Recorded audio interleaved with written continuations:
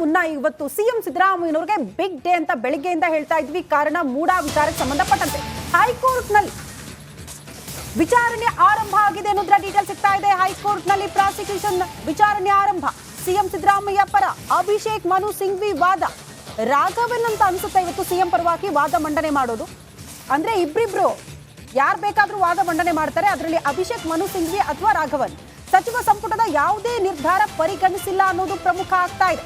High court ನಲ್ಲಿ prosecution ವಿಚಾರಣೆ ಆರಂಭಗೊಂಡಿದೆ. ಈಗ ಸಿಎಂ ಪರವಾಗಿ ಅಭಿಷೇಕ್ ಮನು ಸಿಂಘ್ವಿ ವಾದ ಮಂಡನೆ ಆರಂಭಿಸಿದ್ದಾರೆ ಅನ್ನೋದ್ರ ಡೀಟೇಲ್ ಸಿಗ್ತಾ ಇದೆ. ರಾಜ್ಯಪಾಲರ ಪರ ತುಷಾರ್ ಮೆಹ್ತಾ ಅವರು ವಾದ ಮಾಡಿದ್ರು. 3 ಜನ ಅರ್ಜಿದಾರರ ಪರವಾಗಿ ವಕೀಲರು ಕೂಡ ವಾದ ಮಂಡನೆ ಮಾಡಿದ್ರು. ಇಷ್ಟು ಜನ ಏನು ವಾದ ಮಾಡಿದ್ದಾರಲ್ಲ, ಒಂದಷ್ಟು ಪ್ರಶ್ನೆಗಳನ್ನ ಮುಂದಿಟ್ಟಿದ್ದಾರಲ್ಲ, ಅದಕ್ಕೆ ಸಂಬಂಧಪಟ್ಟಂತೆ ಇವತ್ತು ಸಿಎಂ ಪರವಾಗಿ ಅಭಿಷೇಕ್ ಮನು ಸಿಂಘ್ವಿ ಅವರು ಉತ್ತರ ಕೊಡುವಂತಹ ಪ್ರಯತ್ನ ಮಾಡ್ತಾರೆ. ಅಂದ್ರೆ ಪ್ರತಿವಾದ ಆಗುತ್ತೆ. ಇವತ್ತು ಸಂಪುಟದ ನಿರ್ಧಾರ ಪರಿಗಣಿಸಿಲ್ಲ ಅನ್ನೋದು ಅರ್ಜಿದಾರರ ಪರ ವಕೀಲರು ಯಾಕೆ ಪರಿಗಣಿಸಬೇಕು ಅನ್ನೋದನ್ನ ಪ್ರಶ್ನೆ ಮಾಡಿದ್ರು. ಅದೇ ಅಂತಿಮ ಅಲ್ಲ, ರಾಜ್ಯಪಾಲರ ನಿರ್ಧಾರವೇ ಅಂತಿಮ ಅಂತ. ಈಗ ಇವತ್ತೇನಾಗತ್ತೆ, ಇವತ್ತೇನು ಹೇಳಿದ್ದಾರೆ, ಎಲ್ಲರ ವಾದ ಪ್ರತಿವಾದಗಳನ್ನ ಕೇಳ್ತಾರೆ. ಇವತ್ತು ಡಿಸಿಷನ್ ಬರಲ್ಲ ನನ್ನ ಪ್ರಕಾರ. ಇವತ್ತು ಫೈನಲ್ ವಾದ ಏನು ಎತ್ತ ಅಂತೇಳಿ ಆಮೇಲೆ ವಾದ ಮಂಡಿಸೋದಕ್ಕೆ ಅವಕಾಶ ಇದೆ. ಯಾಕಂದ್ರೆ ಡೆಮೋಕ್ರೆಟಿಕ್ ಸೆಟಪ್ ಅಲ್ಲಿ ಕ್ಯಾಬಿನೆಟ್ ಇಸ್ ಏನು ಅಲ್ಟಿಮೇಟ್ ಆದರೂ ಸಮ್ ಟೈಮ್ಸ್ ಅದು ಮಿಸ್ಯೂಸ್ ಆಗುತ್ತೆ ಅನ್ನೋ ಕಾರಣಕ್ಕಾಗಿ ಒಂದ್ ಸಣ್ಣ ಹೋಪ್ ಅನ್ನು ರಾಜ್ಯಪಾಲರಿಗೂ ಕೊಟ್ಟಿರ್ತಾರೆ. ಹಾಗಂತ ರಾಜ್ಯಪಾಲರಿಗೂ ಅಧಿಕಾರ ಇದೆ.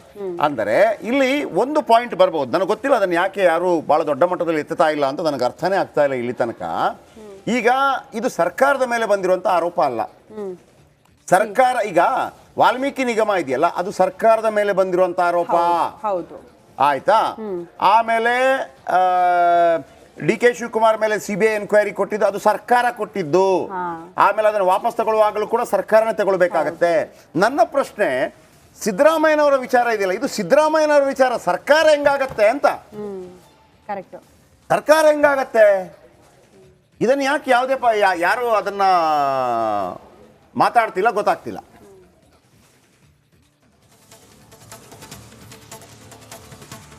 ಬಟ್ ಈ ಹಿಂದೆ ವಾದ ಪ್ರತಿವಾದವನ್ನ ನಾವು ಗಮನಿಸಿದ್ರೆ ನ್ಯಾಯಾಧೀಶರು ಪ್ರಸ್ತಾಪ ಮಾಡಿದ್ರಲ್ಲ, ಒಂದಷ್ಟು ಅಂಶಗಳನ್ನ ಕೂಡ ಗಮನಿಸಬೇಕಾಗುತ್ತೆ. ಅರ್ಜಿದಾರರ ಪರ ವಕೀಲರು ವಾದ ಮಂಡನೆ ಮಾಡುವಾಗ ನ್ಯಾಯಾಧೀಶರು ಒಂದು ಪ್ರಶ್ನೆ ಮಾಡ್ತಾರೆ. ಹೌದು, ನೀವೆಷ್ಟೆಲ್ಲ ಪ್ರಸ್ತಾಪ ಮಾಡ್ತಿದ್ದೀರಾ ಇಷ್ಟೆಲ್ಲ ವಿಚಾರಗಳನ್ನ, ಆದ್ರೆ ಸಿಎಂ ಪಾತ್ರ ಏನು ಇದರಲ್ಲಿ? ಅವರೇನಾದ್ರೂ ಅಧಿಕಾರದಲ್ಲಿದ್ರ? ಅಧಿಕಾರದ ದುರ್ಬಳಕೆ ಹೇಗಾಗಿದೆ? ಆ ಇಲಾಖೆಗೆ ಸಂಬಂಧಪಟ್ಟಂತೆ ಏನಾದ್ರೂ ಸಚಿವರಾಗಿದ್ರ? ಅವರ ಒತ್ತಡ ಇತ್ತ ಅಧಿಕಾರಿಗಳಿಗೆ? ಅದ್ರ ಬಗ್ಗೆ ಒಂದು ಕ್ಲಾರಿಟಿ ಕೊಡಿ, ಅದ್ರ ಬಗ್ಗೆ ಒಂದು ಸ್ಪಷ್ಟೀಕರಣ ಬೇಕು ನಿಮ್ಮಿಂದ ಅಂತ ನ್ಯಾಯಾಧೀಶರು ಪ್ರಸ್ತಾಪ ಮಾಡಿದ್ರು. ಸೊ ಹಾಗಾಗಿ ಒಂದು ಹೋಪ್ಸ್ ಸಿಎಂ ಸಿದ್ದರಾಮಯ್ಯನವ್ರಿಗೆ ಏನಾಗಬಹುದು ಅನ್ನುವಂತಹ ಕುತೂಹಲ ಇವತ್ತು ಕೋರ್ಟ್ನಲ್ಲಿ. ಅರ್ಜಿದಾರ ಪರ ವಕೀಲರು, ರಾಜ್ಯಪಾಲರ ಪರ ವಕೀಲರು ವಾದ ಮಂಡನೆ ಮಾಡಿದ್ದಾರೆ. ಅದಕ್ಕೆ ಸಂಬಂಧಪಟ್ಟಂತೆ ಇವತ್ತು ಪ್ರತಿವಾದ ಸಿಎಂ ಪರವಾಗಿ ಅಭಿಷೇಕ್ ಮನು ಸಿಂಘ್ವಿ ಅವರು. ಸಂಪುಟದ ನಿರ್ಧಾರವೇ ಅಂತಿಮ, ಅದನ್ನ ತಿರಸ್ಕರಿಸಿದ್ದಾರೆ ರಾಜ್ಯಪಾಲರು. ಅದನ್ನ ಪರಿಗಣಿಸಲೇ ಇಲ್ಲ ರಾಜ್ಯಪಾಲರು ಅನ್ನುವಂತಹ ವಿಚಾರ. ಅಭಿಷೇಕ್ ಮನು ಸಿಂಘ್ವಿ ಅವರ ವಾದ ಏನಾಗಿರುತ್ತೆ ಇವತ್ತು ಅನ್ನೋದು ಬಹಳ ಕುತೂಹಲ. ಅಂದ್ರೆ ಈ ಹಿಂದೆ ಇದನ್ನೇ ಪ್ರಸ್ತಾಪ ಮಾಡಿದ್ರು ಅವರು, ರಾಜ್ಯಪಾಲರು ಎಲ್ಲಾ ನಿಯಮಗಳನ್ನ ಗಾಳಿಗೆ ತೂರಿದ್ದಾರೆ ಅಂತ. ನಾವು ಪ್ರಕರಣ ಆರಂಭವಾದ ಮೇಲೆ ಅಫಿಡವಿಟ್ ಹಾಕಲಿಲ್ಲ, ಬದಲಾಗಿ ಕಡತಗಳನ್ನ ನೀಡಿದ್ದೆವು ಅಂತ ಅಭಿಷೇಕ್ ಮನು ಸಿಂಘ್ವಿ ಅವರು ಹೇಳ್ತಿದ್ದಾರೆ. ಆದ್ರೆ ಕಡತಗಳ ವಿಚಾರ ಆದೇಶದಲ್ಲಿ ಉಲ್ಲೇಖ ಆಗಿಲ್ಲ. ಕಡತಗಳನ್ನ ಸಂಪೂರ್ಣವಾಗಿ ನಿರ್ಲಕ್ಷ್ಯ ಮಾಡಿದ್ದು ಎದ್ದು ಕಾಣಿಸ್ತಾ ಇದೆ ಅಂತ ಅಭಿಷೇಕ್ ಮನು ಸಿಂಘ್ವಿ ಅವರು ವಾದ ಪ್ರಾರಂಭಿಸಿದ್ದಾರೆ. ನಾವು ಪ್ರಕರಣ ಆರಂಭವಾದ ಮೇಲೆ ಅಫಿಡವಿಟ್ ಹಾಕಿಲ್ಲ, ಬದಲಾಗಿ ಕಡತಗಳನ್ನ ಕೊಟ್ಟಿದ್ದೀವಿ, ಅದಕ್ಕೆ ಸಂಬಂಧಪಟ್ಟಂತ ದಾಖಲೆಗಳನ್ನ ಒದಗಿಸಿದ್ದೀವಿ. ಆದ್ರೆ ಕಡತಗಳ ವಿಚಾರ ಆದೇಶದಲ್ಲಿ ಉಲ್ಲೇಖನೇ ಆಗಿಲ್ಲ. ಇದನ್ನ ಅವರು ಪ್ರಸ್ತಾಪ ಮಾಡ್ತಿದ್ದಾರೆ. ತುಷಾರ್ ಮೆಹ್ತಾ ಅವರು ರಾಜ್ಯಪಾಲರ ಪರವಾಗಿ ವಾದ ಮಂಡನೆ ಮಾಡುವಾಗ ಒಂದು ವಿಚಾರವನ್ನ ಪ್ರಸ್ತಾಪ ಮಾಡಿದ್ರು. ರಾಜ್ಯಪಾಲರು ಸಂಪುಟದ ನಿರ್ಧಾರ ಪರಿಗಣಿಸಬೇಕು ಅಂತ ಏನಿಲ್ಲ, ಕಾರಣ ಸಿಎಂ ಹೊರಗಿದ್ರೂ ಕೂಡ ಅವರ ಅಣತಿಯಂತೆ ನಿರ್ಧಾರವನ್ನ ತೆಗೆದುಕೊಳ್ಳಲಾಗಿದೆ. ಮತ್ತೊಂದು ಶೋಕಾಸ್ ನೋಟಿಸ್ ಕೊಟ್ಟಿದ್ರಲ್ಲ, ಅದಕ್ಕೆ ಕೊಟ್ಟಂತ ಉತ್ತರ ಸಂಪುಟದ ನಿರ್ಧಾರ ಆಸ್ ಇಟ್ ಈಸ್ ಒಂದೇ ಆಗಿತ್ತು ಅಂತ. ನೀವು ಒಂದು ಡಾಟ್ ಕಾಮಾ ಕೂಡ ಕಂಪ್ಲೀಟ್ ಆಗಿ ಯಥಾವತ್ತಾಗಿ ಇಳಿಸಿ ಅದೇ ವರದಿಯನ್ನ 2 ಬಾರಿ ಕೊಟ್ಟರೆ ಅದನ್ನ ಯಾಕೆ ಕನ್ಸಿಡರ್ ಮಾಡಬೇಕು ರಾಜ್ಯಪಾಲರು ಅಂತ ತುಷಾರ್ ಮೆಹ್ತಾ ಅವರು ಪ್ರಶ್ನೆ ಮಾಡಿದ್ರು. ಅದಕ್ಕೆ ಸಂಬಂಧಪಟ್ಟಂತೆ ಈಗಲೂ ಕೂಡ ಅಭಿಷೇಕ್ ಮನು ಸಿಂಘ್ವಿ ಸಿಎಂ ಪರವಾಗಿ ವಾದ ಮಂಡನೆ ಆರಂಭ ಮಾಡ್ತಾ ಇದ್ದಂತೆ ಸಂಪುಟದ ನಿರ್ಧಾರದ ಬಗ್ಗೆ ಅವರು ಪ್ರಸ್ತಾಪ ಮಾಡ್ತಿದ್ದಾರೆ. ಜೊತೆಗೆ ಅಫಿಡವಿಟ್ ಸಲ್ಲಿಕೆ ಆಗಿರ್ಲಿಲ್ಲ ಅನ್ನುವಂತಹ ವಿಚಾರ, ಕಡತಗಳನ್ನ ನಾವು ಸಬ್ಮಿಟ್ ಮಾಡಿದ್ದೀವಿ, ಅದನ್ನ ಕೂಡ ಪರಿಗಣಿಸಲಿಲ್ಲ ರಾಜ್ಯಪಾಲರು ಅನ್ನುವಂತಹ ವಿಚಾರವನ್ನ ಪ್ರಸ್ತಾಪ ಮಾಡ್ತಿದ್ದಾರೆ.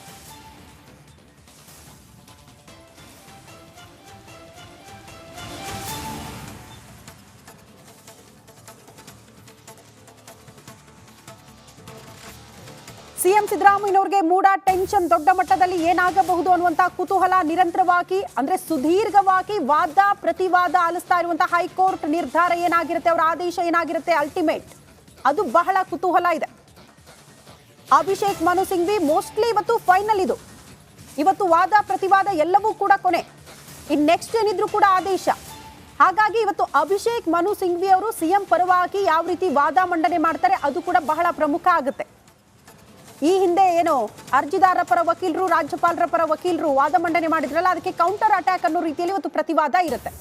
ಹಾಗಾಗಿ ಬಹಳ ಕುತೂಹಲ, ಹೇಗೆ ಸಮರ್ಥನೆ ಆಗಬಹುದು ಸಿಎಂ ಸಿದ್ದರಾಮಯ್ಯನವರ ವಿಚಾರಕ್ಕೆ ಸಂಬಂಧಪಟ್ಟಂತೆ ಅಂತ. ಆದ್ರೆ ನೇರ ಭಾಗಿ ಹಾಕಿದ್ದಾರಾ ಅನ್ನೋದಕ್ಕೆ ಅರ್ಜಿದಾರರ ಪರ ವಕೀಲರು ಅದನ್ನ ಸಮರ್ಥನೆ ಮಾಡ್ಕೊಂಡಿಲ್ಲ. ಅವರ ನೇರ ಪಾತ್ರದ ಬಗ್ಗೆ ಉಲ್ಲೇಖ ಆಗಿಲ್ಲ. ಅವರು ಆ ಇಲಾಖೆಗೆ ಸಂಬಂಧಪಟ್ಟಂತೆ ಏನಾದರೂ ಸಚಿವರಾಗಿದ್ರ, ಅಧಿಕಾರದಲ್ಲಿದ್ರ, ಅಧಿಕಾರದ ದುರ್ಬಳಕೆ ಆಗಿದೆಯಾ, ಅದ್ರ ಬಗ್ಗೆ ಒಂದು ಸ್ಪಷ್ಟೀಕರಣ ಅರ್ಜಿದಾರ ಪರ ವಕೀಲರು ಇಲ್ಲಿ ತನಕ ಕೊಟ್ಟಿಲ್ಲ.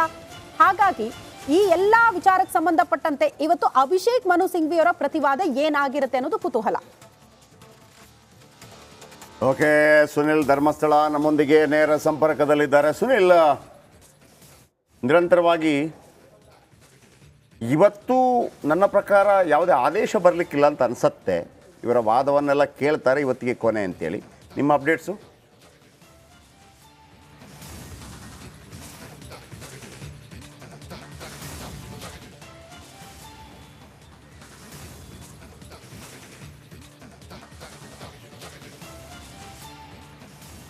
ಎಸ್ ಜಯಪ್ರಕಾಶ್, ಬಹುತೇಕ ಇವತ್ತು ವಾದ ಮಂಡನೆ ಮುಕ್ತಾಯ ಆಗತ್ತೆ. ಆದರೆ ಆದೇಶವನ್ನು ಕಾಯ್ದಿರಿಸುವಂಥ ಸಾಧ್ಯತೆ ಹೆಚ್ಚಾಗಿ ಕಂಡು ಬರ್ತಾ ಇರುವಂಥದ್ದು. ಇಲ್ಲಿ ಇವತ್ತಿನ ಒಂದು ವಾದ ಮಂಡನೆಯಲ್ಲಿ ಪ್ರಮುಖವಾಗಿರುವಂಥ ವಿಚಾರಗಳು ಅಂತ ಹೇಳಿದರೆ, ರಾಜ್ಯಪಾಲರು ಈ ಒಂದು ವಿಚಾರಕ್ಕೆ ಸಂಬಂಧಪಟ್ಟಂತೆ ಅನುಮತಿಯನ್ನು ಕೊಡುವಂತಹ ಸಂದರ್ಭದಲ್ಲಿ ಸಚಿವ ಸಂಪುಟದ ಸಲಹೆಯನ್ನು ಪರಿಗಣಿಸಿಲ್ಲ ಅನ್ನುವಂಥ ಒಂದು ವಿಚಾರವನ್ನು ಅಭಿಷೇಕ್ ಮನು ಸಿಂಘ್ವಿ ಅವರು ಹೇಳಿರುವಂಥದ್ದು. ಆದರೆ ಇಲ್ಲಿ ನ್ಯಾಯಮೂರ್ತಿಗಳು ಇಂಟರ್ಫಿಯರ್ ಆಗಿ ಒಂದು ಹೇಳಿರುವಂಥ ಒಂದು ವಿಚಾರವನ್ನು ಗಮನಿಸಲೇಬೇಕಾಗತ್ತೆ. ಯಾವತ್ತೂ ಕೂಡ ಸಚಿವ ಸಂಪುಟದ ಸಹೋದ್ಯೋಗಿಗಳು ಯಾರು ಇರ್ತಾರೆ, ಸಚಿವರು, ಅವರು ಯಾವುದೇ ಕಾರಣಕ್ಕೂ ಕೂಡ ಮುಖ್ಯಮಂತ್ರಿಗಳಿಗೆ ಅಗೇನ್ಸ್ಟ್ ಆಗಿ ಒಂದು ನಿರ್ಣಯವನ್ನು ಕೊಡಲ್ಲ.